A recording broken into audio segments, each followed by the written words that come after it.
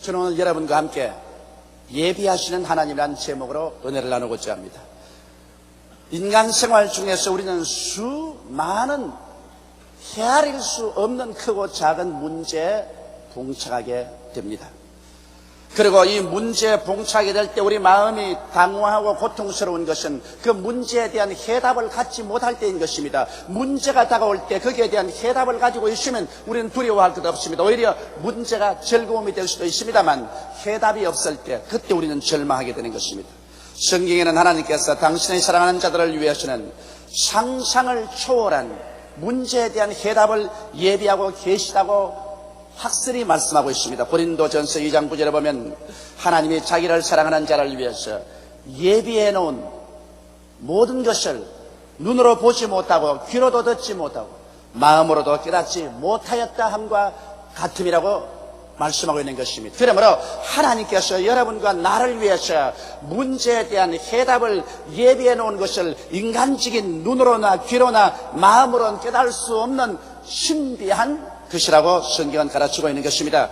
하나님께서 우리들을 위하여 문제의 해답을 예비하고 계심을 알게 될 때 우리는 얼마나 마음이 기뻐지고 담대해지고 어떠한 역경이나 환경에 처하더라도 평안을 잃지 않고 살아갈 수가 있게 되는 것입니다. 그러면 과연 하나님께서 우리를 위해서 어떻게 모든 것을 예비하시는가 성경을 통해서 한번 알아보고자 합니다. 첫째로 구약에서 예비하시는 하나님을 우리가 한번 살펴보십시오. 하나님은 이미 창조에서부터 예비하시는 하나님으로 나타나셨습니다. 하나님께서 우리를 위해서 예비하지 아니하시고 인간이 스스로 예비하기를 원하셨다면 창조의 첫날에 사람부터 먼저 지었을 것입니다.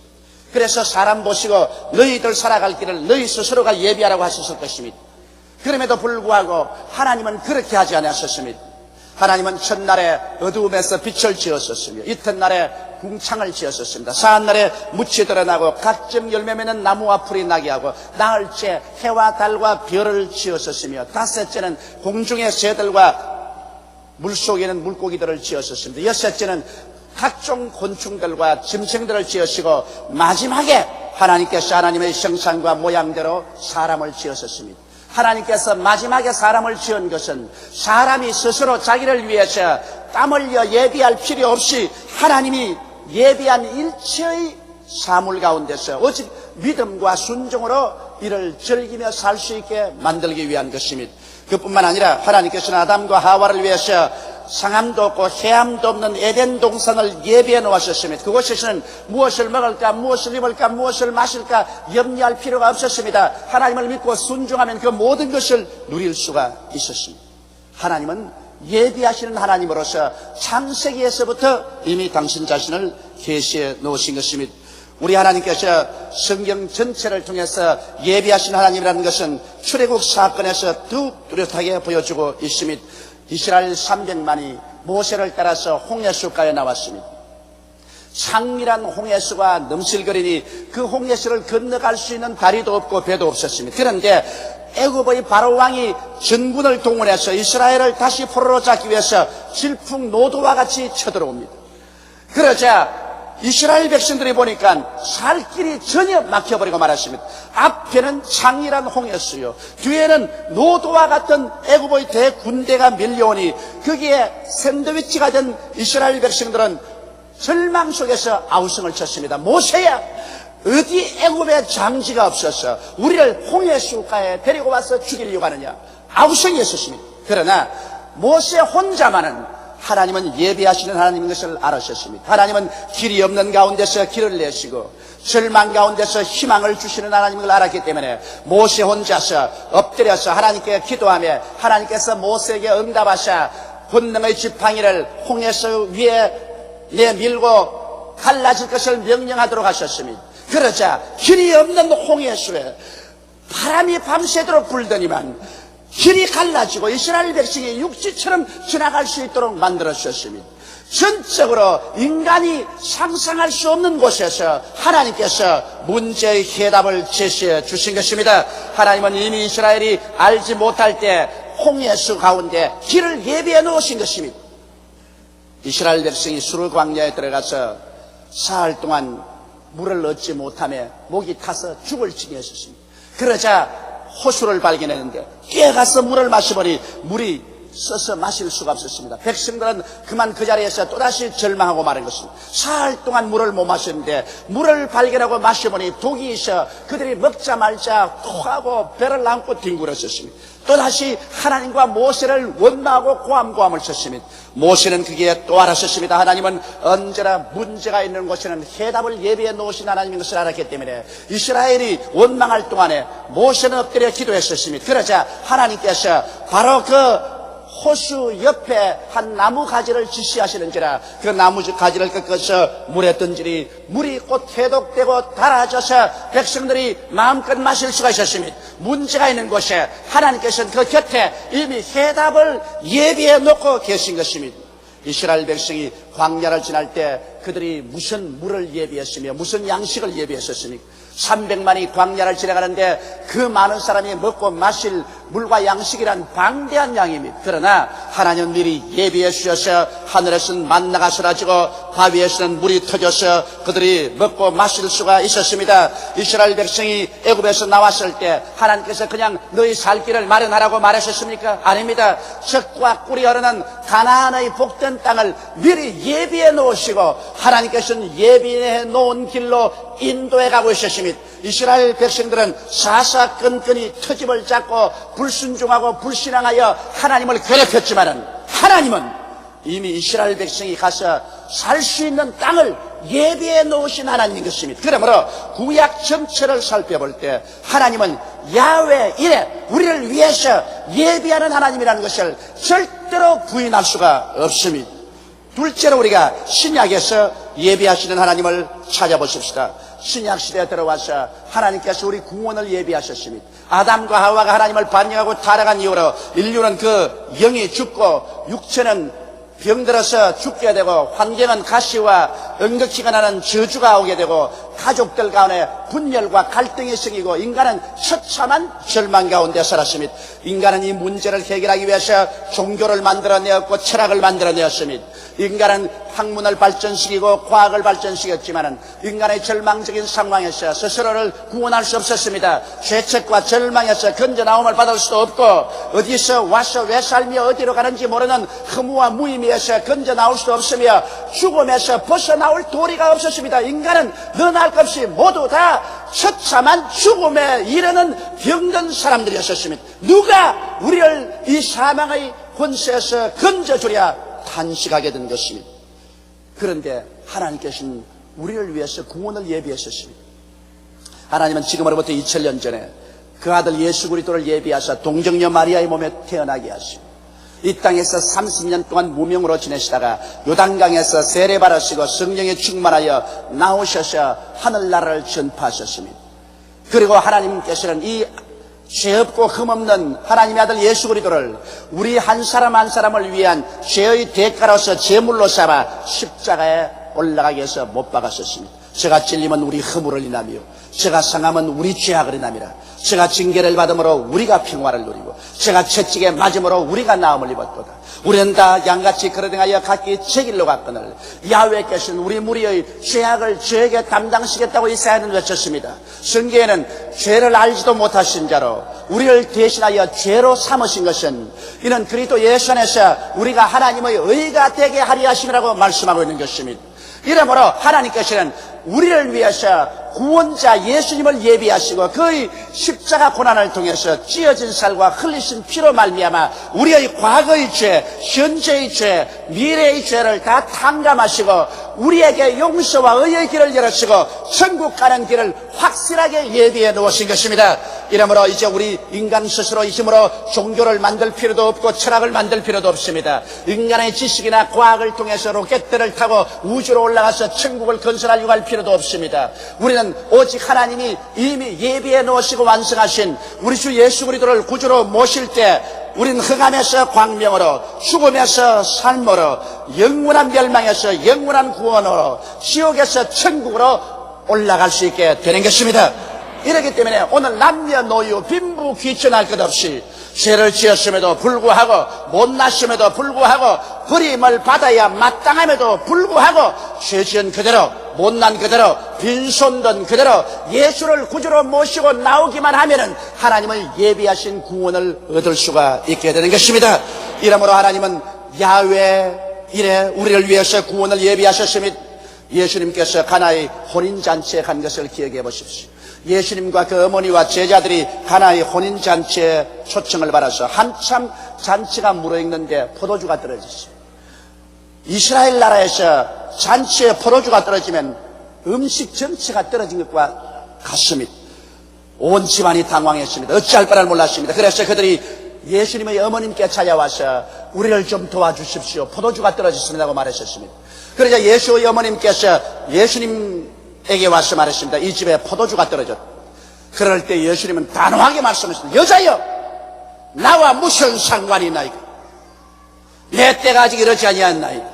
아주 가혹할 정도로 말씀하셨습니다. 왜 그랬을까요? 주님께서 그 어머니 마리아를 무시하려고 그런 것이 아니라 만일 마리아의 말 듣고서 예수님이 일을 했다고 하면 이것을 후대 사람이 사용해서 마리아를 통하지 않고는 절대로 예수에게 나을 수 없다는 또 한 사람의 구세주 마리아를 만들어 놓고 말한 것입니다.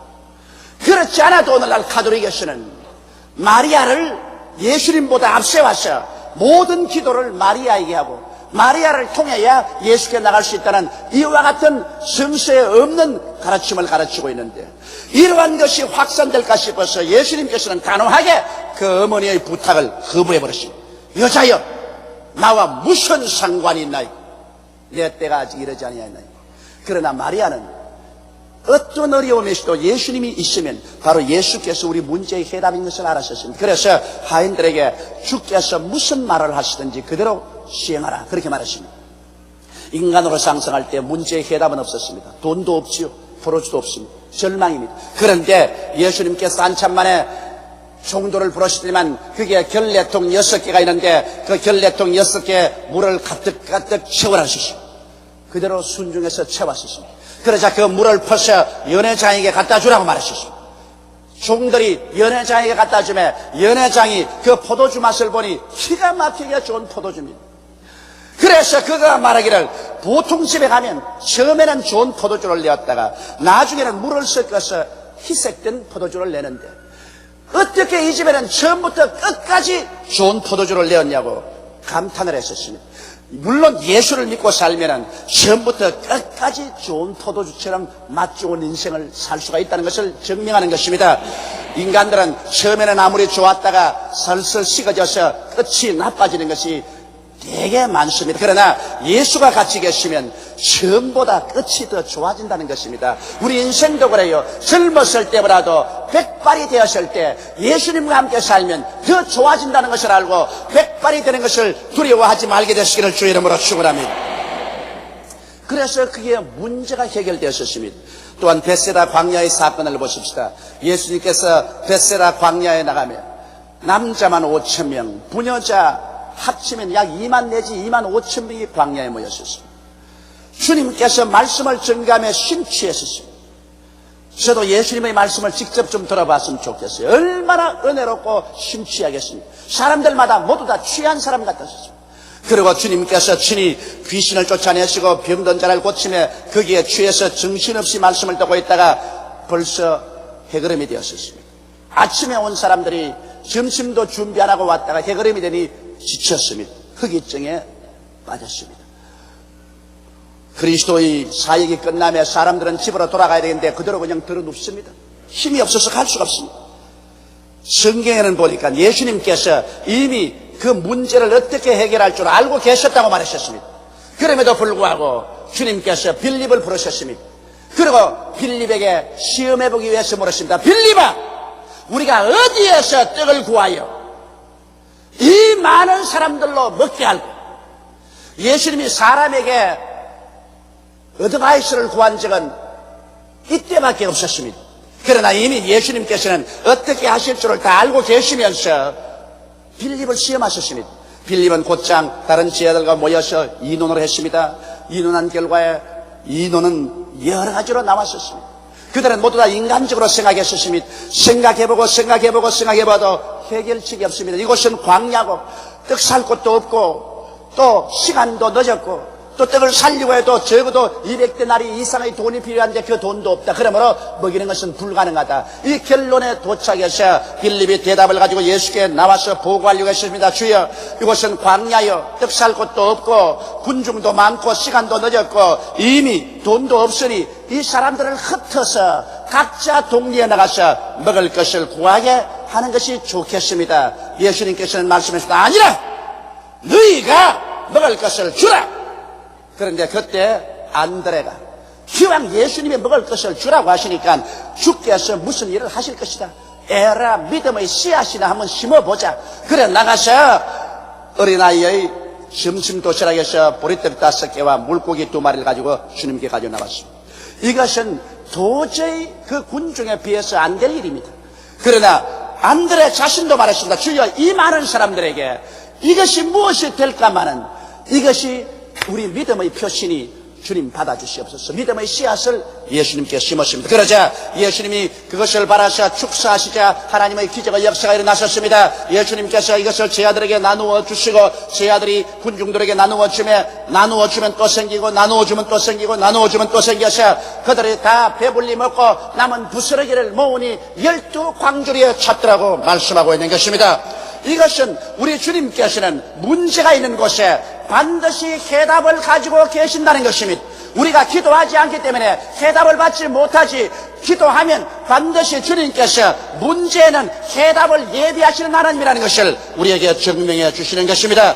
그렇기 때문에 우리가 예수 믿고 사는 사람은 이 세상에 살다가 인간이 당하는 가장 무서운 문제인 죽음이 다가와도 조금 더 겁나지 않습니다. 요한복음 14장 1절로 3절에 주님께서 말씀하기를 너희는 마음에 근심하지 말라. 하나님을 믿으니 또 나를 믿어라. 내 아버지 집에 있을 곳이 많도다. 그렇지 않으면 너희에게 일러시리라. 내가 너희를 위하여 처소를 예비하러 가노니 내가 가서 처소를 예비하면 다시 와서 나 있는 곳에 너희도 함께 있게 하리라고 말씀하신 것입니다.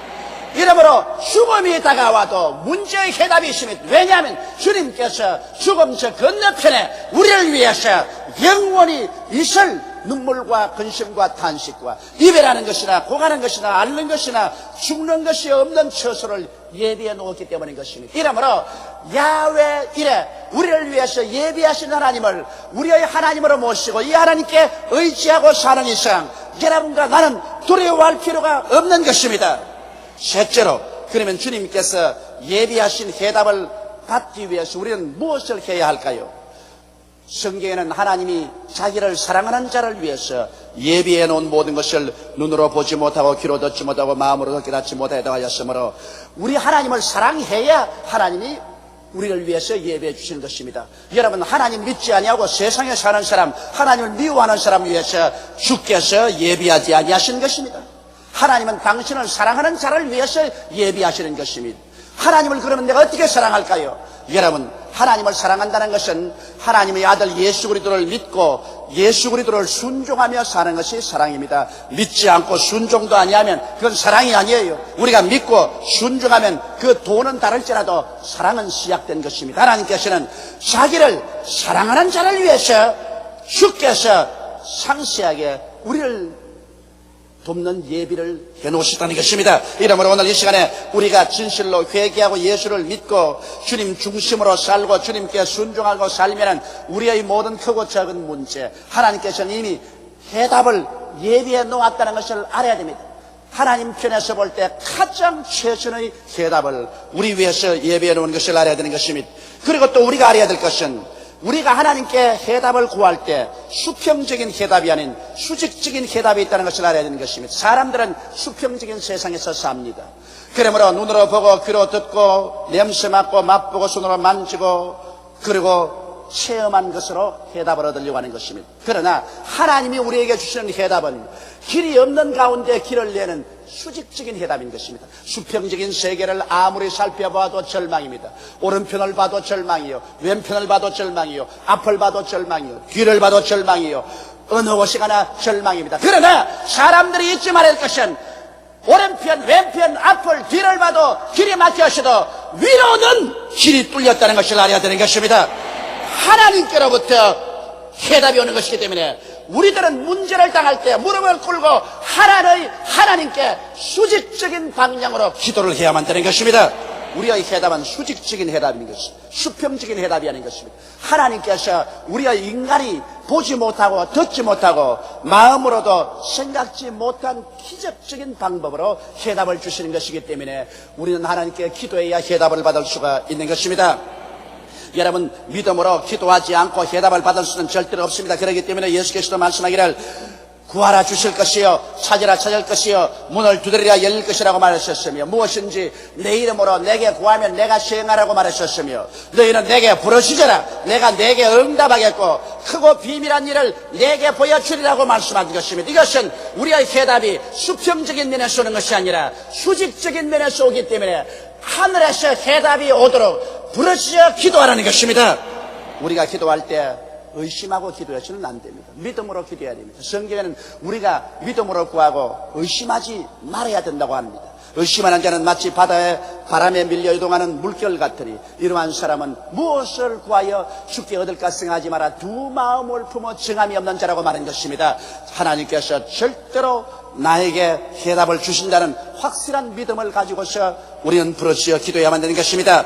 그리고 여러분, 우리가 하나님께 기도할 때 성령님의 인도를 항상 기다려야 되는 것입니다. 여러분과 나의 해답으로 이끄는 분은 성령이신 것입니다. 성경은 말씀하기를 하나님이 자기를 사랑하는 자를 위해서 예비해 놓은 모든 것을 눈으로 보지 못하고 귀로도 듣지 못하고 마음으로도 생각지 못했담 같으니라. 그러나 성령은 이 모든 것을 우리에게 보이시나니 성령은 하나님의 깊은 것이라도 통달하시느니라고 말씀한 것입니다. 성경은 하나님께서 성령을 보내셔서 우리를 위해서 예비하신 은혜를 깨닫게 하리 하심이라고 말씀하고 있는 것입니다. 이러므로 여러분, 우리의 생활 속에 하나님의 성령을 인정하고 환영하고 모셔드리고 의지하고 우리가 기도할 때 성령께서 해답으로 인도해 주시기를 간절히 간구하는 것입니다. 하나님의 성령은 우리의 마음속에 뜨거운 소원이 일어나게 해서 그 소원을 통하여 해답의 길로 이끌어 주시기도 하시고, 온 우리의 기도할 때 마음에 뜨거운 확신이 들어와서 눈에는 아무 증거 안 보이고 귀에는 아무 소리 안 들리고 손에 잡히는 건 없어도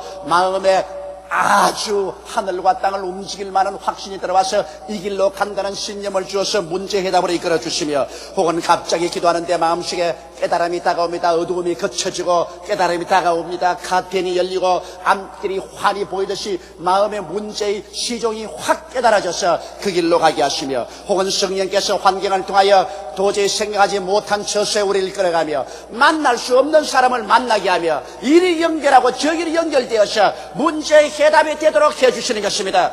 이것은 예수 믿는 사람은 그 누구나 다소간 차이는 있지만은 이미 체험한 사실인 것입니다. 이러므로 하나님의 성령께서 이렇게 인도할 것을 여러분 기대하고 하나님의 성령께서 인도하시면 조금 더 의심하지 말고 성령의 인도를 따라서 나서야만 하는 것입니다. 오늘 우리가 알아야 될 것은 이 세상에 예수 믿는 사람을 하나님께서는 고아와 같이 내 동댕이 쳐버리지 않았다는 것입니다. 하나님께서는 여러분과 나를 사랑하셔서 선지를 예비하신 하나님, 그 아들을 보내셔서 구원을 예비하신 하나님은 여러분과 나가 무엇을 먹을까, 무엇을 입을까, 무엇을 마실까, 어떻게 살까 하는 모든 전반에 걸쳐서 주도 면밀하게 이미 그 해답을 예비해 놓았다는 것입니다. 이러므로 문제 봉탕할 때 당황하지 말고 깨어져서 죄를 회개하고 하나님 앞에 수직적인 응답을 기대하며 성령께서 해답으로 이끌어줄 것을 전혀 마음속에 믿고 의심하지 말고 따라가면 하나님께서 오늘날도 기이하고 놀라운 역사로서 우리에게 문제의 해답을 제시해 주시는 것입니다. 성경에는 히브리서 3장 15절로 19절에 오늘날 너희가 그 음성을 듣거든 노하심을 격동할 때와 같이 너희 마음을 강팍하게 하지 말라 하였으니 듣고 격노케 하는 자가 누구냐? 모세를 쫓아 애굽에서 나온 모든 이가 아니냐? 또 하나님이 40년 동안에 누구에게 노하셨느냐? 범죄하여 그 시체가 광야에 엎드려진 자에게가 아니냐? 또 하나님이 누구에게 맹세하사 그 안식에 들어오지 못하려 하였느냐? 그 순종치 아니하는 자에게 아니냐? 이로 보건대 저희가 믿지 아니므로 능히 들어가지 못한 것이라고 말하고 있는 것입니다. 하나님이 가나안 땅을 예비해 놓았지만 구약 이스라엘 백성은 광야에서 하나님을 불신앙하고 불순종하고 사사건건이 하나님께 터집을 잡다가 버림을 당하고 마는 것입니다. 오늘날 우리들은 이 인생 광야를 살면서 하나님께서 인도하실 때 하나님을 믿고 순종하고 하나님이 예비한 곳에 들어가서 놀라운 하나님의 은총과 축복을 누리게 되시기를 주님의 이름으로 축원합니다. 여러분의 문제에는 해답이 있습니다. 하나님은 여러분을 위해서 모든 것을 예비하고 오늘 여러분 향해서 말씀하고 계십니다. 수고하고 무거운 짐진 자들은 다 내게로 오라. 내가 너희를 쉬게 하리라. 다 같이 고개 숙여 기도드리겠습니다. 전능하시고 거룩하신 우리 아버지 하나님, 우리는 이 세상에 살면서 인간의 수단과 방법으로 몸부림치고 노력해봤자 무의로 돌아간 때가 많습니다. 불가능에 부딪혀 산산초강이 난 경험도 있습니다. 하나님 아버지, 우리가 예수를 믿고 주님 앞에 나와서 이제 하나님의 성호를 찬미하며 우리를 위해서 길이 없는 곳에 길을 마련하시고 절망에서 소망을 주시는 하나님을 바라봅니다. 하나님 아버지, 야훼 일에 예배하시는 하나님이시여, 오늘 모든 사람들에게 이 진리를 깨닫게 하시고 이제 수평적인 방법에서 방법을 찾아 방황하지 말고 수직적인 면에서 기도를 통하여 믿음을 통하여 성령의 인도를 통하여 하나님이 예비한 길을 얻게 하여 주옵소서. 우리 아버지께서 우리 성도들에게 축복하였어서 모든 문제의 해답을 얻고 내일은 오늘보다, 다음 달은 금번들보다, 명년은 금년보다 나아지게 도와주시옵시고 영혼이 잘됨같이 범사에 잘되며 강건한 발전적인 삶을 살아가게 도와주옵소서. 우리 주 예수님 이름으로 기도드리옵나이다. 아멘. 죽은 자를 살리는 하나님이란 제목으로 은혜를 나누고자 합니다. 인간은 태어날 때부터 그 생명을 말살해버리려는 죽음과의 투쟁을 피할 수가 없습니다. 70에서 80여 년을 살아가면서 일시도 죽음의 그림자를 완전히 벗어난 적이 없고 천국에 가시는 죽음의 포로가 되어버리고 맙니다.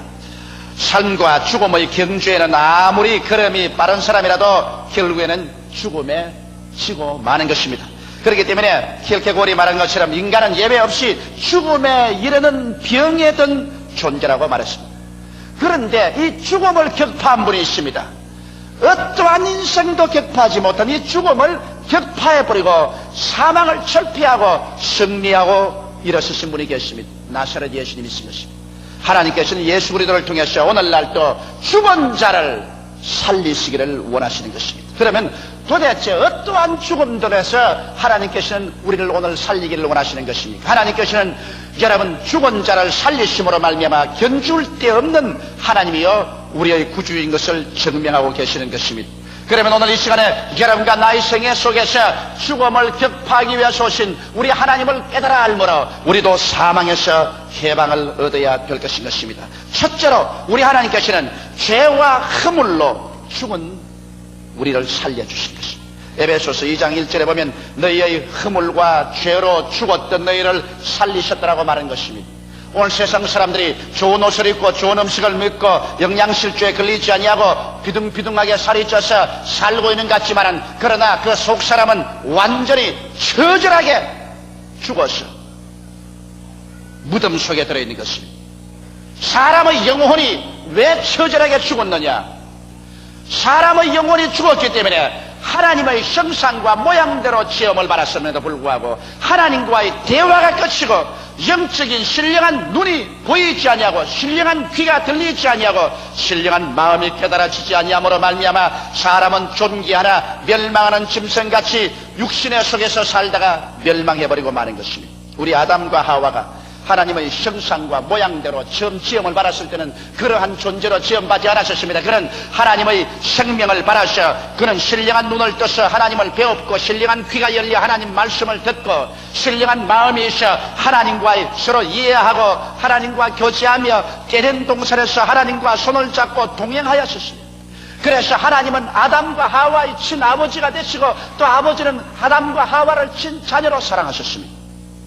그러나 하나님께서 동산의 모든 실과는 다 먹되 선악을 하는 실과는 먹지 마라. 먹는 날에는 너희가 죽으려고 했는데 이것을 기회로 사탄이 꿰일 때 그 꿰임에 빠져서 그만 하나님의 금단의 열매를 따먹고 하나님의 명령을 거역하고 하나님의 권위를 짓밟고 하나님께 반역의 죄를 짓고 마는 것입니다. 그 결과로 하나님이 말씀하신 대로 아담과 하와의 속사람은 즉시로 죽어버리고 말았습니다. 영의 눈이 죽어버리고 영의 귀가 죽어버렸었습니다. 영의 마음이 죽어버렸었습니다. 그는 영적인 세계에서 쫓겨나고 마는 것입니다. 에덴에서 쫓겨났다는 것은 영의 세계에서 쫓겨난 것을 말합니다. 그때로부터 시작해서 그들은 육신에 속한 사람이 되고 말한 것입니다. 그들은 육신의 눈으로 보고 귀로 듣고 냄새 맡고 맛보고 손으로 만지는 물질적인 감각적인 세계 이외에는 알 수가 없게 된 감각적인 존재가 되어버리고 말한 것입니다. 그러므로 아담과 하와의 후손들은 모두 다 아담이 에덴에서 쫓겨난 이후로 나왔기 때문에 모두 다 그 영이 죽은 상태에서 태어납니다. 콩 심은 데 콩나고 팥 심은 데 팥나는 것처럼 아담으로 심었으니 모두 다 아담으로 태어나셔 아담의 후손인 여러분과 나는 어머니 뱃속에서부터 영이 죽어서 이미 출생하는 것입니다. 그러므로 세상에 태어나시도 육신의 정욕, 안목의 정욕, 세상의 자랑, 물질적인 세계만 알지 신령한 세계에 대해서는 철저히 죽어버린 것입니다.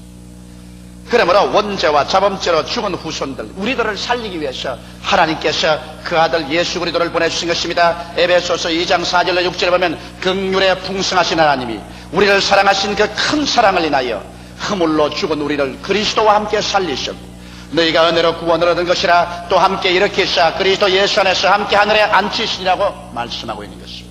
하나님께서 그 아들 예수님 죄 안 지은 예수 그리스도 죄 없이 태어나게 하시고 이 일생을 죄 없이 허물 없이 사셨습니다. 이 예수께서 인류를 대표하셔 여러분과 나를 대표하셔 우리를 위한 제물이 되어서 죄를 갚기 위해서 십자가의 죄란에 올라간 것입니다. 우리의 과거, 현재, 미래의 죄악을 예수께서 다 담당하시고 하나님 앞에서 우리의 제물이 되셔서 심판을 예수님 받으신 것입니다. 하나님께서 하늘문을 열어 제끼시고 하나님이 인류에 대한 죄에 대한 무서운 진노를 예수께 퍼부을 때 예수님께서 그 진노의 심판을 견디지 못하여 그 극한 상황의 고통 속에서 하나님이여 어찌하여 나를 버리시나이까 통곡하고 탄식했습니다.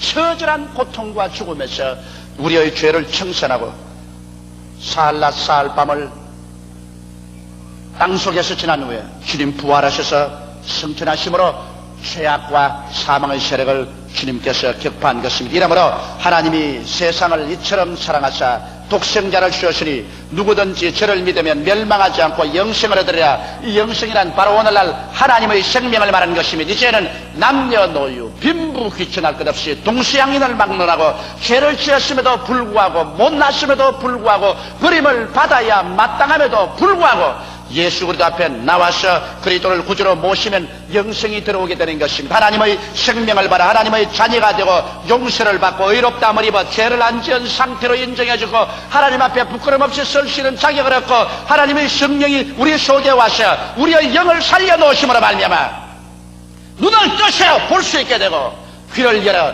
영음을 들을 수 있게 되고 마음속에 하나님의 신령한 세계를 깨닫게 됩니다. 이러므로 예수를 믿지 않은 사람이 우리를 볼 때는 도무지 우리가 도란 사람같이 보입니다. 도저히 육에 속한 사람은 알 수 없는 새로운 세계를 하나 발견하고 삽니다. 육에 속한 사람은 땅에 속하여 감각적인 것은 알지만은 이제 영에 속한 사람은 새로운 세계를 발견했습니다. 사람이 떡으로만 살 것이 아니요 하나님 입으로 나오는 모든 말씀으로 살 것이라고 말씀으로 살며 또 하나님 믿는 사람은 나의 여인은 믿음으로 말미암아 살리라고 한 것처럼 보는 것으로 행하지 않고 믿음으로 행하고 있는 것입니다. 오늘 우리들은 이제 잃어버린 아버지를 발견해서 우리 속사람이 하나님을 바라보고 하나님을 아버지라 부릅니다. 그리고 아버지 앞에 기도하고 찬미하며 우리의 무거운 짐을 내어 맡깁니다. 아버지는 예수 그리스도로 말미암아 우리 가운데 믿음, 소망, 사랑을 넣어주시는 것입니다. 기쁨을 넣어주고 평화를 넣어줍니다. 의로운 삶을 넣어줍니다. 내일에 대한 위대한 영적인 소망을 주시는 것입니다. 그래서 눈에는 아무 증거 안 보이고 귀에는 아무 소리 안 들리고 손에는 아무 잡히는 없지만은 우리는 저 눈에 보이고 귀에 들리고 손에 잡히는 건너편 영의 신령한 세계를 소유하게 된 것입니다. 예수 믿는 사람은 두 가지 세계 속에 삽니다. 육의 세계 속에 살면서 또한 건너편 영의 신령한 세계 속에서 살게 되는 것입니다. 새로운 세계를 얻어서 육신의 장막집이 무너져도 겁나지 않습니다. 전쟁과 전쟁 소문을 들어도 겁나지 않습니다. 땅이 흔들리며 깨어지고 우리의 환경이 우리에게 다 생명이나 빼앗겨 나가더라도 우리는 두려워하지 않습니다. 왜냐하면 우리는 이제 흔들릴 수 없는 세계를 얻었습니다. 빼앗길 수 없는 세계를 얻었습니다. 사라지지 않은 미래를 갖고 있는 것입니다. 우리는 눈물과 건심과 탄식과 죽음과 이별하는 것이나 고난하는 것이 없는 위대하고 영원한 세계의 시민이 되었기 때문에 행인과 나그네와 같이 잠시 세상을 지나가면서 여러 가지 우여곡절을 당하지만은 두려워하지 아니하는 것입니다. 이것이 바로 하나님께서 여러분과 나에게 위대한 생명을 주신 연유인 것입니다. 하나님은 죄와 허물로 죽은 우리를 예수 안에서 한 사람 한 사람 살려주셨습니다. 오늘 예수 믿고 구원받았다는 이 특권은 여러분 세상의 어떠한 지위나 명예나 권세나 국이나 영화로서 견줄 데가 없는 것입니다. 이러한 것은 잠시 있다 다 썩어지고 사라질 것밖에 없습니다. 모든 인생은 풀과 같고 그 영화는 풀의 꽃과 같다. 풀은 시들고 꽃은 떨어지고 마는 것입니다. 그러나 예수 안에서 얻은 이 영의 신령한 생명은 여러분과 나를 하여금 영원히 살고 영원한 영광 속에 들어가도록 해주는 것이므로 오늘 예수를 믿는 사람은 이로 말미암아 기뻐하고 감사하는 자 되시기를 주님의 이름으로 축원합니다. 둘째로 하나님께서 우리를 죽은 자 가운데서 살리신 것이 있습니다. 우리가 예수 믿고 하나님 품에 안겼음에도 불구하고 우리 인간은 인본주의적 아집을 가지고 하도 오래 살았기 때문에 이 인간 아집을 죽이지 아니하면 안 됩니다. 여러분 육신의 사람이 죽어야 하나님이 신령한 사람으로 부활시키는 것입니다. 이렇기 때문에 예수 믿고 난 다음에 하나님께서 일면으로 성령을 보내셔서 축복을 주면서 타면으로 하나님께서 시험을 당하게 하시고 환난을 당하게 하시고 고통을 당하게 하시며 막다른 골목으로 밀어넣고 불을 통하고 물을 통하게 하셔 여러분을 깨뜨리는 것을 여러분 체험했을 것입니다. 예수를 믿고 나는데 왜 이렇게 불같은 시험이 다가오냐고 탄식한 사람 되실 것입니다. 이것은 여러분과 내가 아집이 죽어야 되는 것입니다. 깨어지고 죽지 않는 사람을 하나님이 순종과 믿음의 신령한 사람으로 살려주실 수가 없는 것입니다. 그렇기 때문에 예수 믿으면서도 아집이 깨어지지 아니하고 조그만 시험과 환난이 다가와도 반발하고 고함축하는 사람은 신령한 삶으로 크게 부활하지 못하기 때문에 하나님께서 많은 분량의 믿음을 줄 수 없고 하나님의 큰 은혜를 받을 수가 없는 것입니다.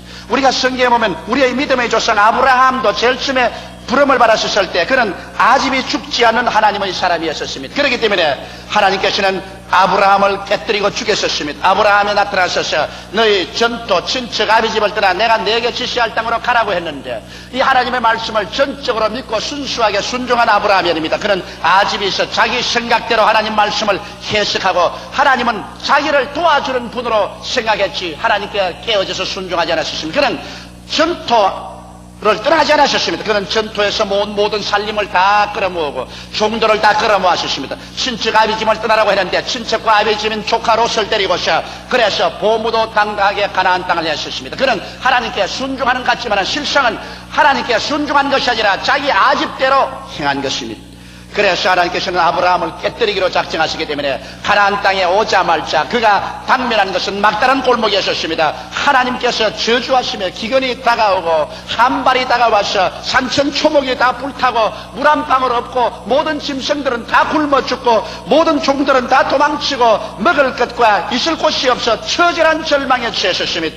그러자 그의 사례는 몸이 허약해지고 조카는 밥 달라고 울고 절망에 처했습니다. 그럴 때 거기에서 깨어졌으면 좋은데 아집이 살한 사람은 어려운 문제를 당하면 깨어지지 않고 끝까지 자기 수단과 방법을 사용해 봅니다. 아브라함은 그러므로 하나님이 가라고도 안 했는데 그는 애굽으로 살려 내려가기로 작정했습니다. 인간의 수단과 방법을 동원하는 것입니다. 그래서 내려가면서도 말이 자기 아내 보고 당신은 이쁜 여자라 사람들이 당신을 취하고 나를 죽일 테니까 이제부터 나의 아내라고 하지 말고 나의 동생이라고 하라. 그래서 애굽에 내려가자 사라의 미모가 온 사람에게 알려지자 사람들마다 그것을 말했습니다. 그러나 아브라함 보고 오빠라고 하니까 그 소문이 곧 바로에게 들어가서 바로는 아브라함에게 신청하여 아브라함의 아내가 바로의 아내로 시집을 가게 된 것입니다. 자기 아내조차 시집을 보내고 난 다음에 그 다음에 혈혈단신 남아가지고서 애굽에서 사는 생활이란 참담하고도 처절한 낭비였었습니다.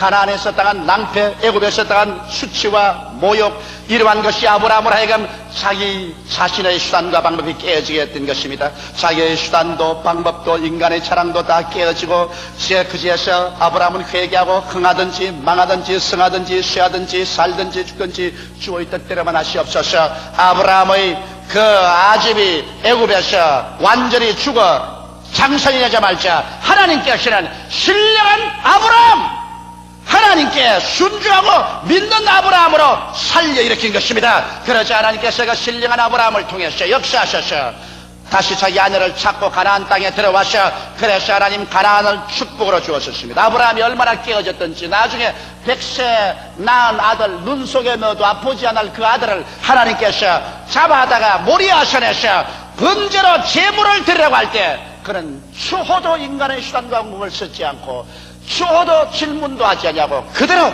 믿음과 순종으로 그 아들 데리고 사흘 길을 걸어가서 모리아산에 올라가 제단 쌓아놓고 그 아들을 묶어서 칼로 잡아 죽이려고 하는 것이면 천사가 간이 안 했었으면 이삭은 죽었을 것입니다.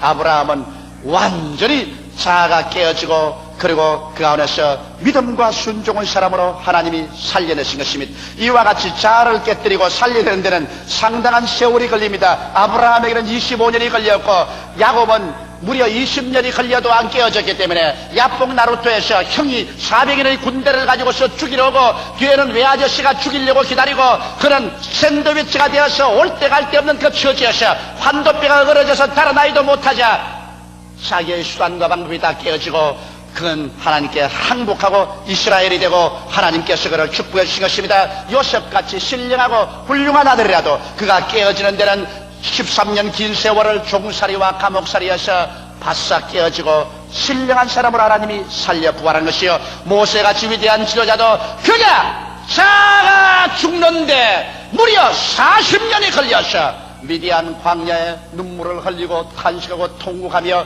머리가 백발이 되고 난 다음에야 자아가 깨어지고 자아가 죽을 때 하나님은 신령한 모세로 부활시켜 주신 것입니다.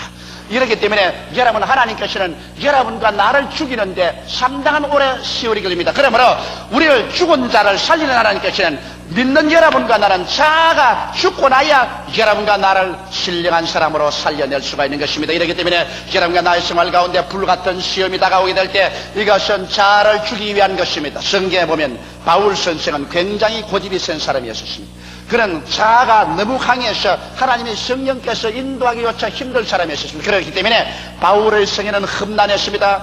선교를 하면서도 가는 곳마다 막다른 골목에 처하고 심한 시련을 겪어서 바울은 언제나 자아가 깨어지고 죽는 체험을 했습니다. 성경 고린도후서 1장 8절로 10절에 보면 이렇게 기록되어 있습니다. 형제들아, 우리가 아시아에서 당한 환난을 너희가 알지 못하기를 원치 아니하노니 힘에 지나도록 심한 고생을 받아 살 소망까지 끊어지고 우리 마음속에 사형선고를 받은 줄 알았으니 이는 우리로 자기를 의뢰하지 말고 오직 죽은 자를 다시 살리시는 하나님만 의지하게 하려 함이라. 그가 이같이 큰 사망에서 우리를 건지셨고 또 건지시며 또한 이후에라도 건지시기를 그를 의지하여 바라노라.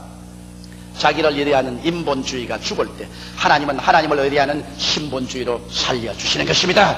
이렇기 때문에 사랑하는 성도 여러분, 여러분에게 불시험이 다가와서 여러분을 깨뜨리려고 할 때 여러분께서 이상한 일 당한 같이 통곡하지 마십시오. 바로 여러분이 그때 깨어져야 되는 것입니다. 자아를 죽여버려야 됩니다. 그래야 하나님께서는 죽은 자를 살리는 역사로서 아브라함과 이삭과 야곱같이 신령한 사람으로 주께서 살려주시는 것입니다. 내가 신령한 사람으로 살아나면 살아날수록 하나님께서는 더 많은 믿음의 분량을 부어주셔서 위대한 하나님의 사역에 종사할 수 있게 만들어주시는 것입니다. 이러므로 우리 하나님께서는 죽은 자를 살리는 그 역사로서 오늘날에도 수많은 성도들 가운데 한면으로 하나님은 사망으로 역사하여 주셔서 자아를 죽이시고 다른 면으로서는 신령한 순종과 믿음의 사람으로 살리는 역사를 성령으로 계속하고 계신 것입니다. 셋째로 우리 하나님께서 죽은 자를 살린다는 것은 육체의 죽음에서 부활로 살리심을 말씀하는 것입니다. 과학과 의학의 발전으로 인간의 수명이 퍽 길어졌으나 그러나 대개 100년 안쪽에 반드시 죽습니다. 100년을 더 길게 사는 사람도 영원히 산 사람은 없습니다. 그러나 예수님께서는 육체로 죽은 자를 부활로 살리시겠다고 약속하신 것입니다. 오늘날 어느 종교에도 사람이 죽고 난 다음 부활로 살리겠다는 약속은 기독교밖에 없습니다. 그리고 또 어느 위대한 지도자라도 자기 스스로 구원자라고 하더라도 죽었다가 살아난 사람은 예수밖에 없는 것입니다. 예수님께서는 스스로 죽은 자 가운데서 부활하심으로 우리 모든 인생들을 부활시키겠다는 증거를 보여주신 것입니다. 성경 말씀 보면 고린도전서 15장 12절로 19절에 그리스도께서 죽은 자 가운데서 다시 살아나셨다 전파되었거늘 너희 중에 어떤 이들은 어찌하여 죽은 자 가운데서 부활이 없다 하느냐. 만일 죽은 자의 부활이 없으면 그리스도도 다시 살지 못하였으리라. 그리스도께서 만일 다시 살지 못하셨으면 우리의 전파하는 것도 헛것이요 또 너희 믿음도 헛것이며 또 우리가 하나님의 거짓 증인으로 발견되리니 우리가 하나님이 그리스도를 다시 살리셨다고 증가하였습니다. 만일 죽은 자가 다시 사는 것이 없으면 하나님이 그리스도를 다시 살리시지 아니하셨으리라. 만일 죽은 자가 다시 사는 것이 없으면 그리스도도 다시 사신 것이 없을 것이요 그리스도께서 다시 사신 것이 없으면 너희 믿음도 헛되고 너희가 여전히 죄 가운데 있을 것이요 또한 그리스도 안에서 잠자는 자도 망하였으리니 만일 그리스도 안에서 우리의 바라는 것이 다만 이성뿐이면 모든 사람 가운데 우리가 더욱 불쌍한 자리라.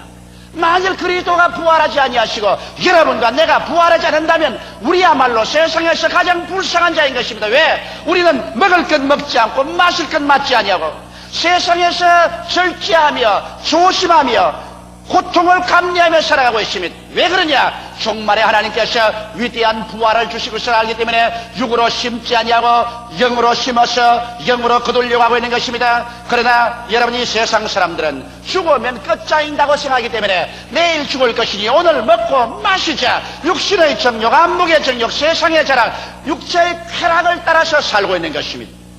그러나 그리스도께서 죽은 자 가운데서 부활하셔서 부활의 첫 증거가 되었으므로 오늘날에 와서 육체로 심는 자는 썩어질 것으로 거두고 영으로 심는 자는 영생으로 거두게 되어 있는 것입니다. 이러므로 여러분과 나는 이제 하나님의 능력으로 장차 부활의 몸으로 일어날 것입니다. 어떤 사람들이 이렇게 묻습니다. 사람이 부활하면 어떻게 부활하나요? 성경 고린도전서 15장 42절로 44절에 죽은 자의 부활도 이와 같으니 썩을 것으로 심고 썩지 아니할 것으로 다시 살며 욕된 것으로 심고 영광스러운 것으로 다시 살며 약한 것으로 심고 강한 것으로 다시 살며 육의 몸으로 심고 신령한 몸으로 다시 사나니 육의 몸이 있은즉 또한 신령한 몸이 있느니라.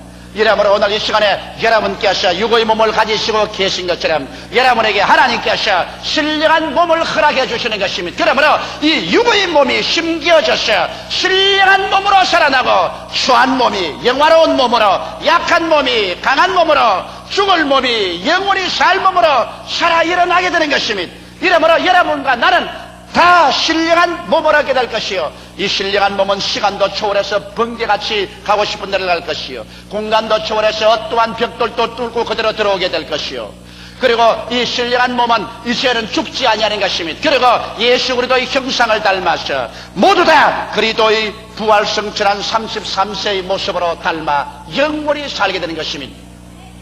어떤 분이 하는 말이 자기는 아내가 먼저 천국을 가서 아내가 천국에서 자기 오기를 위해서 기도하고 있을 것이라고 해서 내가 말을 했습니다. 기도하고 있는 것은 당신 아내가 아니고 당신의 사랑하는 형제입니다. 그게 무슨 말입니까? 그래서 사람이 죽어 천당 가면은 남편도 없고 아내도 없습니다. 성경은 말씀하기를 천국에는 시집가고 장가가는 것은 없을 것이라고 그랬죠.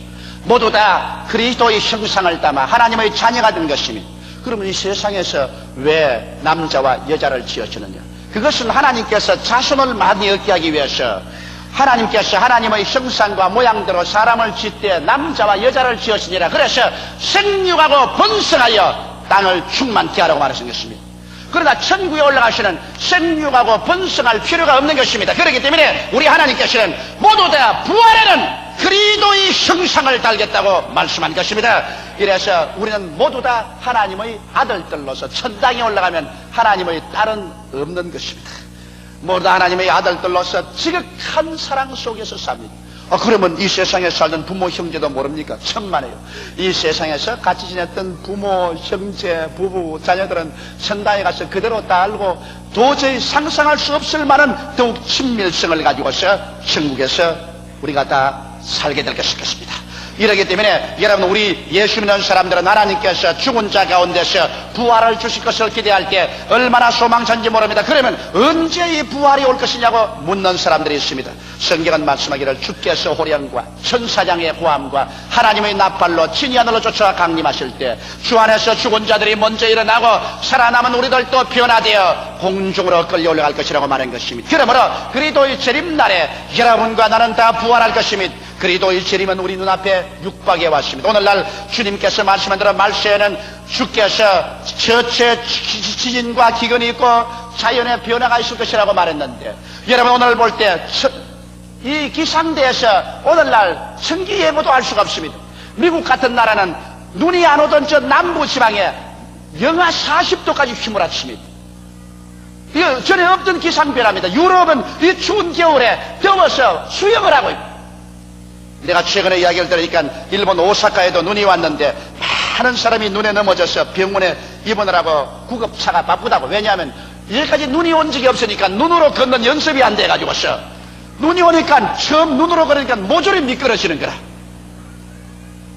이와 같이 기상이변이 너무 많이 생겨가지고서 홍수가 지든지 그렇지만 한발이 오든지 이런 기상변화를 통해서 이 땅이 고통을 당하고 몸부림을 치고 있습니다. 하나님께서 이 세상을 이제 마지막 마치게 하실 것이라는 예고를 보여주고 있는 것입니다. 나라가 나라를 대지가 일어나고 민족이 민족을 대지가 일어납니다. 미국과 소련은 초강대국으로서 서로서로를 견제하기 위해서 핵폭탄을 끊임없이 만듭니다. SS-20이니 뭐 SS-21이니 크루스 미사일이니 뭐 온갖 무서운 무기들이 계속해서 산적돼 가고 있는 것입니다. 이렇게 서로 불신하고 서로 두려워하고 서로 미워하는 세계, 어떠한 미추갱이가 단추 하나만 노린다면 이 지구는 수십 번이고 폭발하고 멸망해버리고 말 것인 것입니다. 그러므로 여러분, 이 역사는 이대로 내버려 놓아도 멸망하고 말 것인데 하나님은 이 모든 것을 심판의 날을 위해서 예비하고 있는 것입니다. 그러나 이 âm울하고 처참한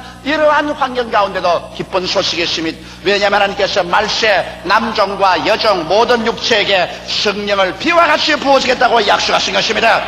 왜냐하면 신랑이 오기 전에 신부가 단장을 해야죠. 신랑이 오는데 신부가 단장을 하면 어떻게 합니까? 이러므로 하나님의 교회 그리스도의 신부들을 단장하기 위해서 말세에는 성령을 보내셔서 잠에서 깨어나며 회개하고 신령한 은혜 속에 들어가게 하는 거대한 부흥의 운동이 일어나게 되는 것입니다.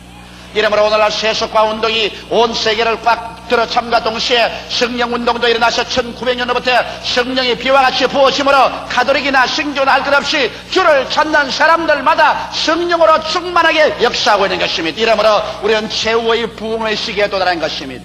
오늘 이 한 세대 동안에 하나님께서는 온 세계에 걸쳐서 전에 보지 못한 가장 위대한 성령의 부흥이 일어나게 할 것입니다. 그리고 이번에는 교회를 중심으로 부흥이 일어나서 교회마다 사람들이 입주 여지가 없이 꽉 들어찰 것입니다. 왜? 교회가 그리스도의 몸된 것이요 바로 그리스도의 신부이기 때문에 하나님께서는 교회를 부흥시키고 교회를 단장시켜서, 그래서 주님께서 일시에 보좌에서 일어나서 이제 세상이 종말이 났다고 외치게 되실 것입니다. 그날에는 두 사람이 맷돌을 가다가 한 사람은 들려 올라가고 한 사람은 남을 것이요, 두 사람이 밭을 갈다가 한 사람은 올라가고 한 사람 남을 것이요, 두 사람이 잠을 자다가 한 사람은 들려 올라가고 한 사람 남을 것입니다. 이것은 왜냐? 지구가 둥글다는 것을 의미합니다. 영국에서 맷돌 갈면, 유대나라에서는 아침밥 지어 먹을 때 맷돌 갈아서 지어 먹습니다. 영국에서 아침에 맷돌 갈면 미국에서는 잠을 자면, 이 한국에서는 대낮에 밭에 가서 일을 합니다. 그러므로 벌써 예수님 당시에 지구가 둥글다는 것을 말하고 있는 것입니다. 전 세계에서 일시에 주의 부르심을 받아서 우리는 부활해서 올라갈 것입니다. 세상아 잘 있거라 나는 가노라. 7년 환난 일기 전에 나는 가노라. 세상의 시달림도 이제 끝나고 할렐루야 이 하루를 기다렸도다. 그래서 우리는 눈물과 근심과 탄식을 띄어 제껴놓고 우리는 새하늘을 갑니다. 여러분, 이 세상은 너무 병들고 너무 낡고 너무 깨어지고 너무 처참하게 되기 때문에 어떠한 사람이 와도 이 세상을 수선할 수 없습니다. 어떠한 정치가나 군사 전문가나 사업가가 와도 이 남마와 같이 된 이 세상을 다시 수선할 수 없습니다. 이 세상은 불타기 위해서 예배되어 있는 것입니다. 성경은 말하기를 하늘이 큰 소리로 떠나가고 땅이 열렬한 불에 녹아지려니와 우리는 의의 거하는 새 하늘과 새 땅을 보는도다라고 말하고 있는 것입니다. 그곳에는 눈물이 없습니다. 근심이 없습니다. 탄식이 없습니다. 죽음이 없습니다. 이별하는 것이 없습니다. 고하는 것이 없습니다. 여러분과 내가 그리스도와 함께 영원 무궁토록 살게 될 것입니다. 이러므로 우리는 행인과 나그네와 같이 이 땅을 지나갑니다. 여러 가지 우여곡절을 겪으면서 풍파와 시련을 겪으면서 가지만 두려워하지 않습니다. 왜냐하면 우리는 이 땅에 영원히 거할 처소가 없고 우리의 영원한 도성이 하늘에 있기 때문인 것입니다. 이 땅에 사는 동안 열심히 주를 섬기고 있는 힘을 다하여 그리스도의 복음을 전가하다가 주님 오라 하시는 그날에 그리스도 앞에 가서 우리는 영원히 또 영원히 매일같이 새로워지는 즐거움 속에서 주와 함께 살게 될 것입니다. 이것이 바로 우리 하나님께서 여러분과 나에게 주는 생명인 것입니다. 죽은 자를 살리신 우리 하나님께서 오늘 이 시간에도 예수 그리스도를 통해서 여러분의 심령을 살리고 여러분을 신령한 사람으로 살리고 여러분의 육체를 부활로서 영원히 살리기 위해서 이 시간에 두 손을 내밀고 여러분을 초청하고 있습니다. 수고하고 무거운 짐진 자여 다 내게로 오라. 내가 너희를 편히 쉬게 하리라고 말씀하고 있는 것입니다.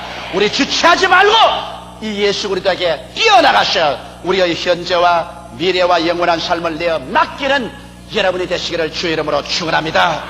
다 같이 고 계시기를 기도드리겠습니다. 사랑이 많으시고 거룩하신 아버지, 우리에게 이렇게 소망찬 하나님을 주신 것을 감사합니다.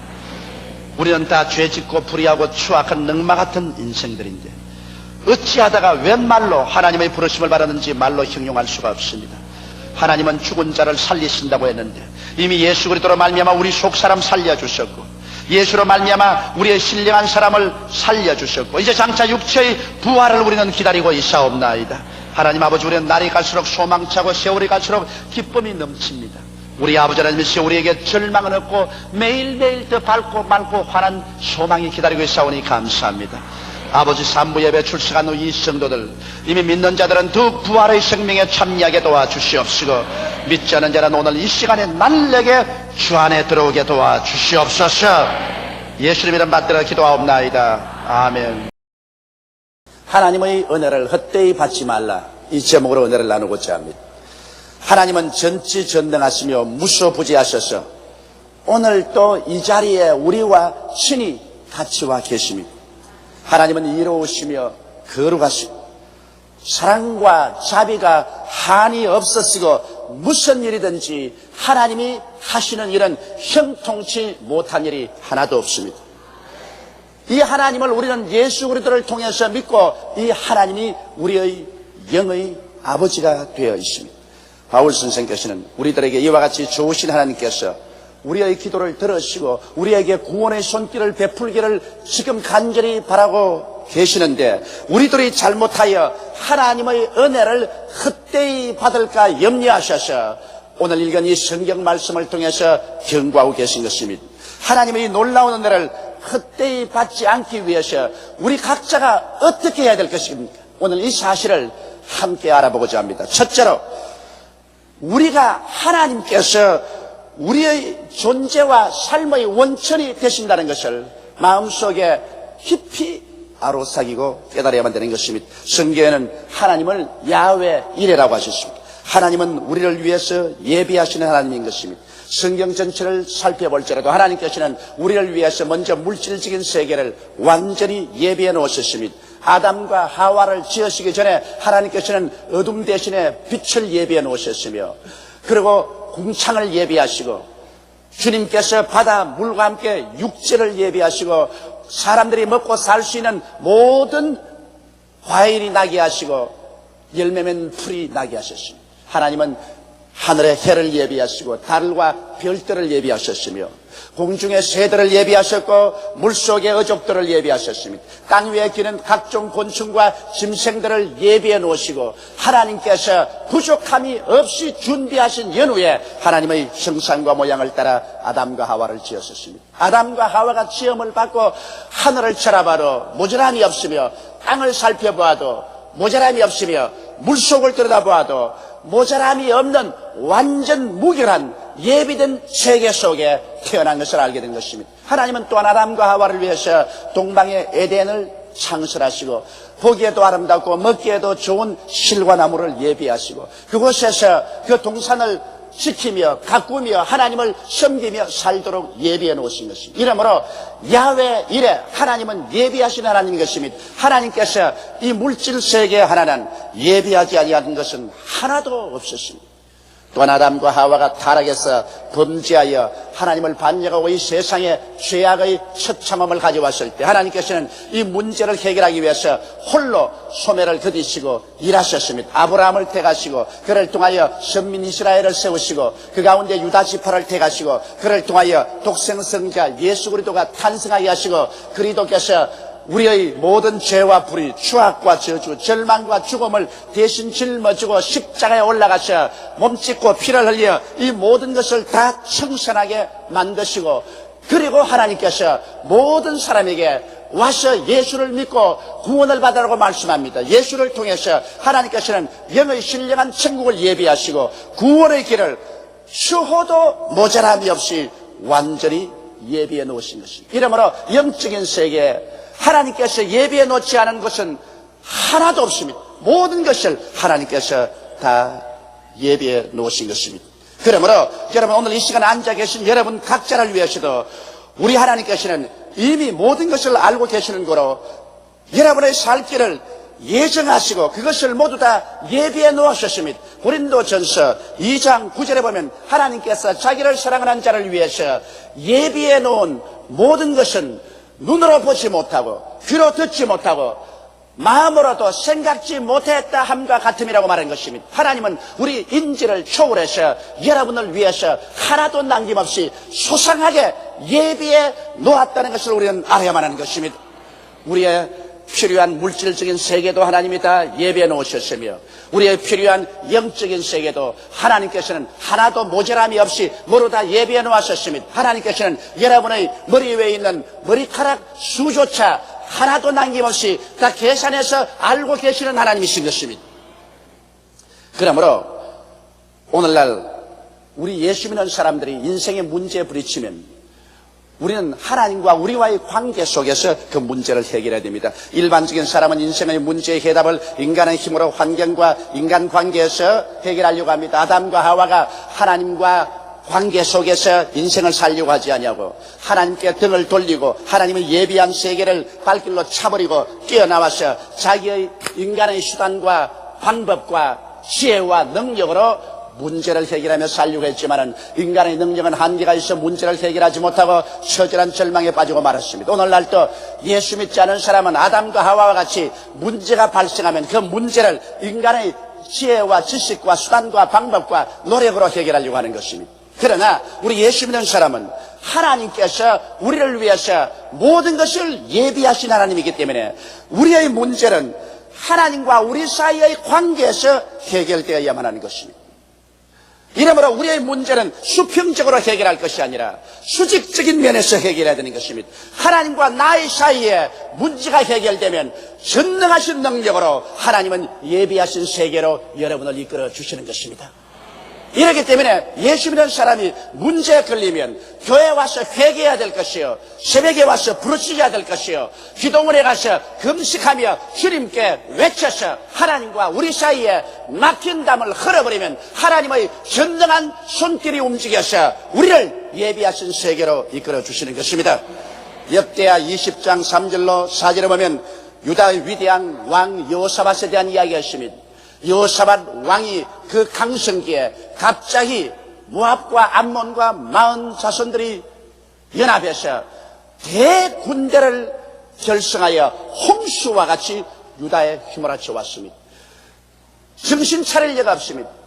유다 왕 여호사밧이 인간적으로 말하면 육군 참모 총장을 불러서 빨리 전투태세를 취하고 전 국민에게 전쟁 준비를 하라고 호통을 쳐야 될 것인데 여호사밧은 일을 행하시는 야훼, 그 일을 지어 성취하는 야훼인 것을 알았었으며 모든 문제의 해답은 야훼께서 예비한 것을 알았기 때문에 그 급하고 위험한 그 순간에 그는 하나님의 성전을 찾아가셨습니다.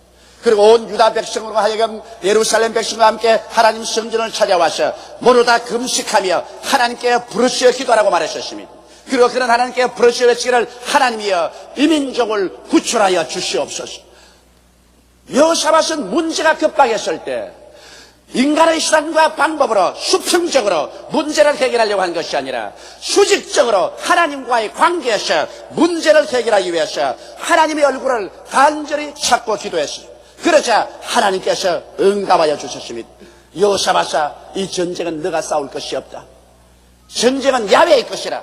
내가 너희를 위하여 싸울 것이니 너희는 항우를 벌리고 전쟁터에 나가서 야훼께서 어떻게 너희를 구원하는 것을 보라고 말씀하신 것입니다. 그래서 하나님이 친히 예비하신 대로 싸워주심으로 위대한 승리를 거둘 수 있었던 것입니다.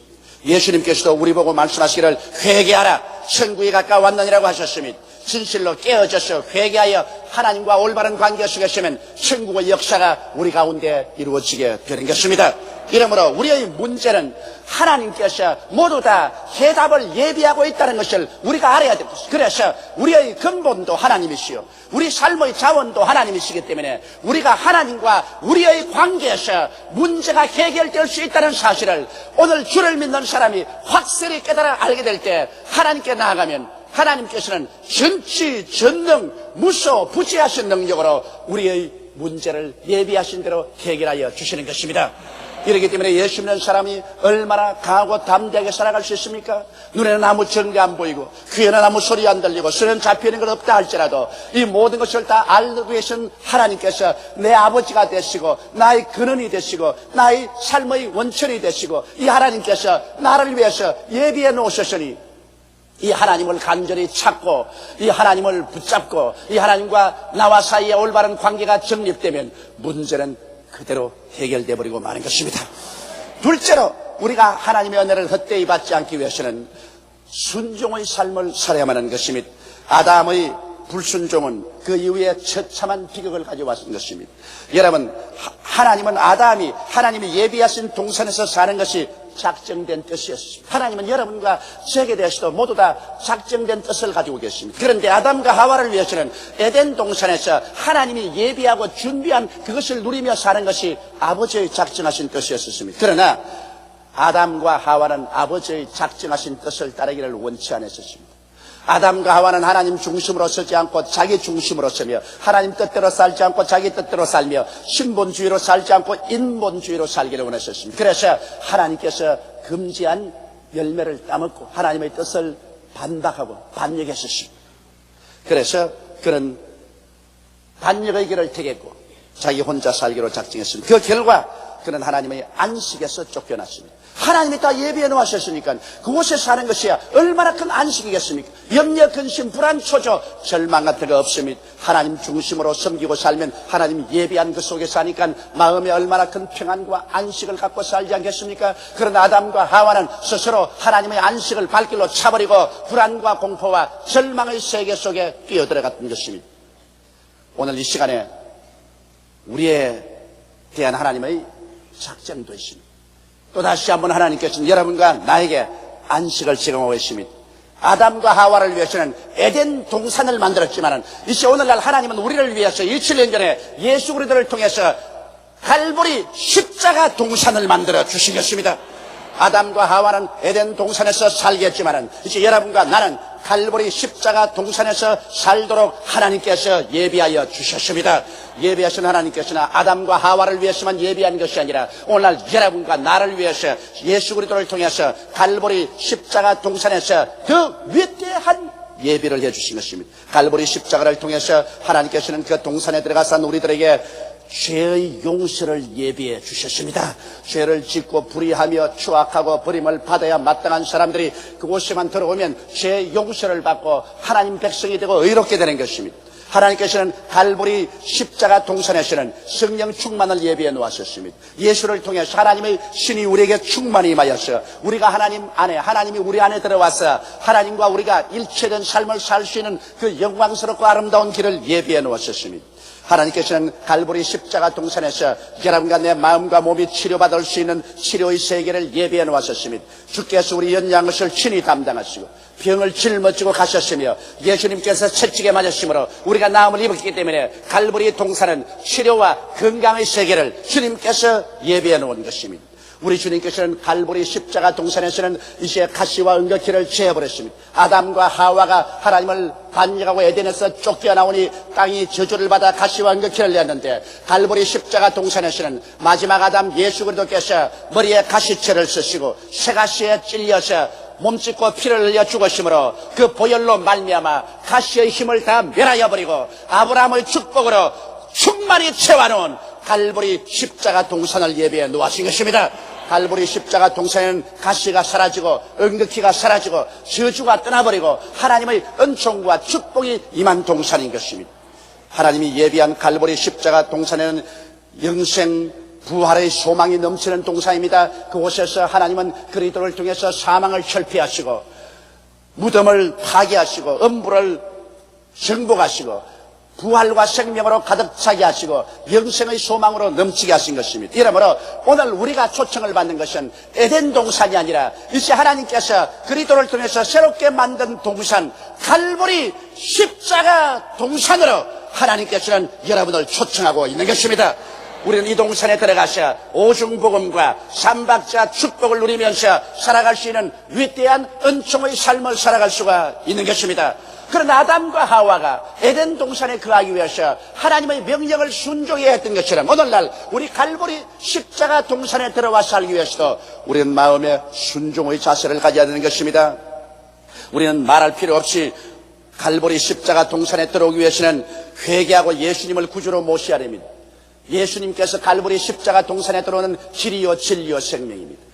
예수 그리스도를 통하지 않고는 갈보리 십자가 동산에 못 들어옵니다. 어떠한 종교나 의식이나 자기 스스로 윤리와 도덕적 행위를 통해서도 못 들어옵니다. 하나님은 갈보리 십자가 동산에 들어올 수 있는 유일한 길을 예수 그리스도를 예비해 놓으신 것입니다. 그러므로 예수 그리스도를 구주로 모셔드리는 사람은 갈보리 십자가 동산에 들어올 수 있습니다. 그리고 갈보리 십자가 동산에 들어와서 그 동산 한가운데 하나님이 예비하신 젖과 꿀을 먹고 마시기 위해서는 우리는 순종해야 될 일이 있습니다. 그것은 성수주의라고 말씀을 사랑해야 되는 것입니다. 하나님께서는 엿새 동안 일하고 제7일은 하나님의 날이니 그날은 쉬고 하나님 말씀을 듣고 하나님 말씀을 읽고 하나님 말씀의 잔치 속에 살라고 말씀하신 것입니다. 그러므로 갈보리 십자가 동산에 살기 위해서는 여러분처럼 성수주의를 하시고 말씀을 듣고 또 예배 피하고 난 다음 집에 돌아가시도 그날은 성경 읽고 하나님 말씀 묵상하고 하나님 찬양하는 시간으로 삼아야 갈보리 십자가 동산에서 살 수 있는 것입니다. 그리고 갈보리 십자가 동산 안에서 살기 위해서는 11조를 두둑질하지 말아야 되는 것입니다. 아담과 하와가 하나님의 소유물인 선악과를 까먹고 하나님을 반역한 그와 같은 죄를 짓지 말아야 되는 것입니다. 우리의 모든 물질 중에 10분의 1은 하나님의 것입니다. 그러므로 11조를 하나님께 드림으로 하나님에 대한 우리의 사랑의 진실성을 표현해야 우리가 갈보리 십자가 동산 가운데 들어 살 수 있는 것입니다. 하나님을 사랑하지 않은 사람은 갈보리 십자가 동산 안에 살 수 없습니다. 성경에는 말하기를 예수 그리스도를 사랑하지 않은 자는 저주를 받을지어라고 말하고 있는 것입니다. 그러므로 하나님을 진실로 사랑하는 그 진실성은 우리가 하나님께 11조를 드림으로 증명될 수 있는 것입니다. 그리고 우리는 갈보리 십자가 동산에서 계속해서 살기 위해서는 매일같이 우리 죄를 회개하고 매일같이 그리스도의 보혈로 우리가 씻으며 의와 거룩함을 쫓아 살아야 되는 것입니다. 태어날 때부터 의롭고 거룩한 사람은 없습니다. 그러나 매일같이 회개하고 매일같이 보혈로 씻는 사람은 의와 거룩함을 쫓아 살 수 있고 갈보리 십자가 동산 가운데 들어와서 살 수 있는 것입니다. 그리고 항상 기뻐하고 쉬지 말고 기도하고 범사에 감사드리며 살아야 될 것입니다. 이것은 우리 예수 믿는 사람들이 이와 같은 마음의 자세로 긍정적이고 적극적이며 창조적이고 생산적으로 살기를 하나님 원하십니다. 이러므로 우리가 힘써서 항상 기뻐하고 쉬지 말고 기도하고 범사에 감사하는 그런 마음의 자세를 가지고 살아야 됩니다. 그게 보태어서 하나님의 특명에 복종해야 됩니다. 하나님께서 갑자기 무슨 명령을 행하시면 그 명령에 우리는 복종해야 되는 것입니다. 우리는 종종 하나님을 믿다가 하나님이 우리에게 급히 명령한 명령이 있습니다. 이런 명령은 우리가 순종해야 됩니다. 나는 어제 대단히 감격을 느낀 것이 있습니다. 혼자 사는 자매님인데 집 한 채를 가지고 사는데 그가 자고 아침에 일어났는데 귀에 들리는 음성이 있습니다. 하나님께서 철렁철렁하게 그에게 들리도록 말씀하더라는 것입니다. 지금 여의도 순복음교회 조용기 목사가 대단히 어렵다.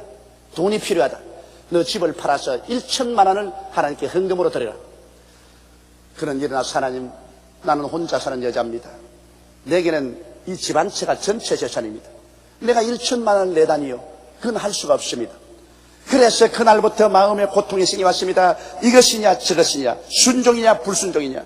그러나 에레미야가 말한 것처럼 하나님의 말씀을 하지 않을 유간이 그 뼛속에 불이 탔다고 한 것처럼 그 자매님이 하신 말씀이 자기 온 가슴이 타오르고 온 뼛속에 불이 타오르더라는 것입니다. 그래서 할 수 없어서 하나님이여 이 집을 팔아주시면 내가 1,000만 원을 내겠습니까? 제깍으로 집이 팔려버리더랍니다. 그래서 그 1,000만 원을 가지고 내게 왔습니다. 나는 그 1,000만 원을 받을 때 내 마음속에 성령의 불이 타올랐습니다. 이 정말 어려운 일인 것입니다. 우리 교회 이 자매님보다도 잘 사는 사람들이 수천, 수만 명입니다. 이 자매님 혼자 사는 자매입니다. 조그마한 집 한 채가 전체 재산입니다. 그건 팔아가지고서 나머지 돈을 가지고 전체 집으로 들어가고 이 1,000만 원을 가져왔습니다. 나는 손을 내밀어 그 자매님을 뜨겁게 축복해 주었습니다. 왜냐하면 이것은 그 자매님에게 하나님이 믿음을 시험해 보시는 특별한 명령인 것입니다. 틀림없이 믿음의 씨앗을 통해서 하나님께서는 이 자매님에게 하늘문을 열고 놀라운 기적을 부어주실 것입니다. 이와 같은 순종의 삶을 살아갈 때 우리는 십자가 동산에서 살 수 있습니다. 박수를 치려면 힘차게 한번 쳐보십시오.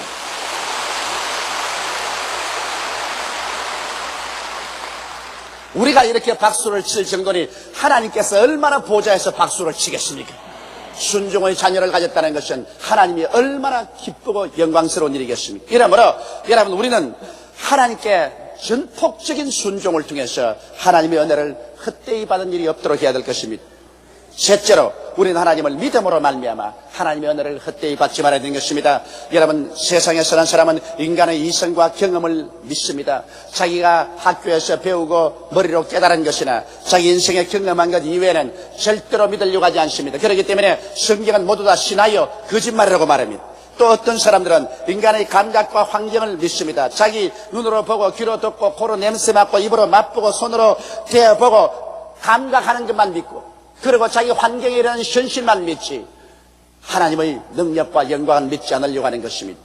그러나 오늘날 우리 하나님과 함께 동행하고 하나님의 은혜를 헛되이 받지 않기 위해서는 하나님을 믿어야 됩니다. 성경에는 하나님께 나오는 자는 하나님이 반드시 살아계신 것과 저를 간절히 찾는 자에게 복 주시는 이심을 믿어야 할지라고 말한 것입니다.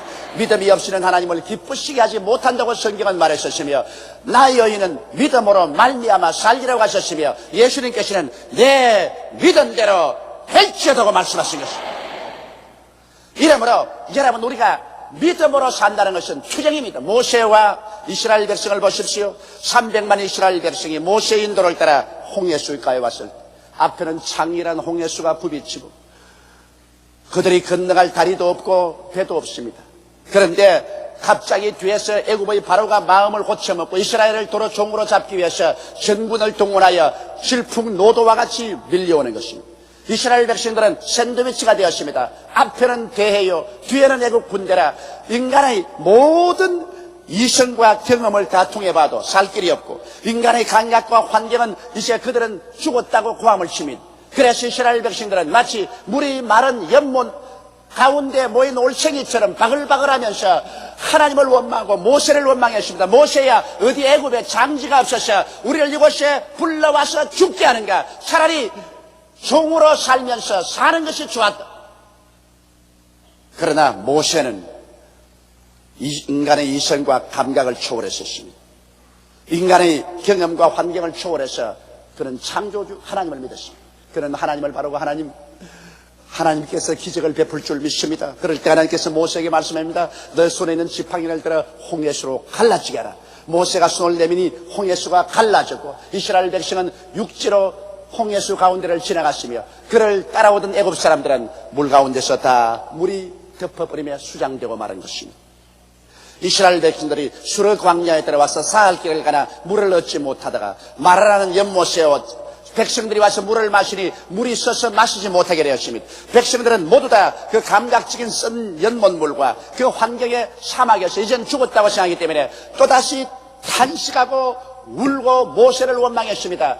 일반 사람들은 일만 안 되면 모두 다 원망하기 시작하는 것입니다. 그런데 모세는 다시 한번 전능하시며 전지하시고 무소부지하시며 기적을 행하시는 하나님을 믿고 하나님께 기도하니 하나님께서 연못가에 나무가지를 지시하시는지라 그 나무가지를 깎아서 던지니 물이 닳아져 버리고 마는 것입니다. 그래서 모든 사람들이 배불리 먹고 즐거워하는 것입니다. 일반적인 사람과 믿음의 사람이 여기에서 달라지는 것입니다. 이스라엘 백성이 가데스 바네에 왔을 때 12정탐꾼을 보내서 40주 40야를 가나안 땅을 정탐하고 돌아와서 보고하라고 했는데 그 백성들이 와서 이스라엘 총회 앞에서 보고할 때 가나안 땅에 가보니 산은 높고 고른 깊고 성벽은 하늘을 찌를 깎고 그곳에 사는 사람들은 네피림의 후손 아녹 자손 대장부라 우리가 우리 자신을 비교해보니 여치새끼같이 보이더라. 반드시 우리 아내들과 자식들이 포로로 잡힐 것이요 우리는 다 죽을 것이니 못 들어간다. 우리가 장관을 세워서 애굽으로 돌아가자 것이죠. 온 백성이 그 부정적인 말을 듣자 마음이 물같이 쏟아져서 모두 다 탄식하고 하나님과 모세를 원망했습니다. 그럴 때 여호수아와 갈렙이 일어나서 백성을 안두면서 말하기를 아니라 우리가 가보니 그 땅은 진실로 젖과 꿀이 흐르는 땅이요 그 땅의 보호자는 떠나갔고 그들은 우리의 밥이라 우리 들어가서 그 땅을 점령하자고 말할 때 백성들이 돌을 들어 이 두 사람을 쳐 죽이려고 했었습니다. 그러나 하나님의 영광이 나타났어요. 즉시로 12정탐꾼은 그 자리에서 죽고 불신자들은 회진하여 광야로 돌아가서 그들이 다 죽을 때까지 40년을 광야에서 방황하게 만드는 것입니다. 그리고 80이 넘어서 모세와 그 백성들은 다 세상을 떠났었으나 여호수아와 갈렙은 하나님을 믿었기 때문에 후손들을 데리고 젖과 꿀이 흐르는 가나안 땅으로 들어갈 수가 있는 것입니다. 그러므로 우리들은 하나님의 기적을 믿어야만 하는 것입니다. 여러분 우리가 하나님을 우리 삶의 근본과 자원으로 삼고 순종하고 사는 이상 하나님께서는 오늘날도 여러분의 상상을 초월해서 위대한 기적을 베풀 것을 믿게 되시기를 주님 이름으로 축원합니다. 성경은 말씀하기를 우리 주 예수 그리스도께서는 우리의 온갖 구하는 것이나 생각하는 것에 넘치도록 능히해 주시겠다고 약속하신 것입니다. 오늘 또 하나님은 그 기적을 행하시기 위해서 여러분과 나를 찾고 계신 것입니다.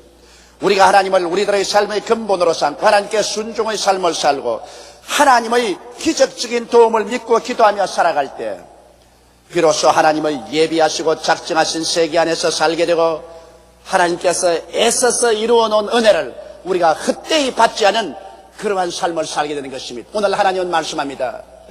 우리가 하나님과 함께 일하는 자로서 너희를 구원하노니 하나님의 은혜를 헛되이 받지 말라. 하나님께서 은혜 베풀 때 너를 돕고 구원의 날에 너를 도왔다 했으니 보라 지금이 은혜 받을 때요 지금이 구원의 날이니라. 다 같이 오고 계시고 기도드리겠습니다. 전능하시고 거룩하신 아버지 하나님, 하나님께서 지금 은혜 베푸시기를 원하시고 지금 구원을 베풀기를 원하시니 감사합니다. 아브라함의 하나님, 이삭의 하나님, 야곱의 하나님은 죽은 자의 하나님이 아니요 산 자의 하나님이신 것을 감사하옵나요. 오 살아계신 우리 하나님 아버지요, 오늘 이 시간에 성령으로 넘치게 임하여 계심을 감사하옵나요. 오늘 우리 아버지 하나님이시여 하나님께서 우리 각자를 위해서 이미 예정하시고 문제를 해결할 해답을 다 준비하고 계시니 감사하옵나요. 깨어지고 회개하고 하나님 품에 돌아오게 도와주시옵시고 순종하고 환경에 노예되지 말고 믿음으로 기적을 바라고 나가게 도와주옵소서. 우리 주 예수님 이름으로 기도드리옵나이다. 아멘.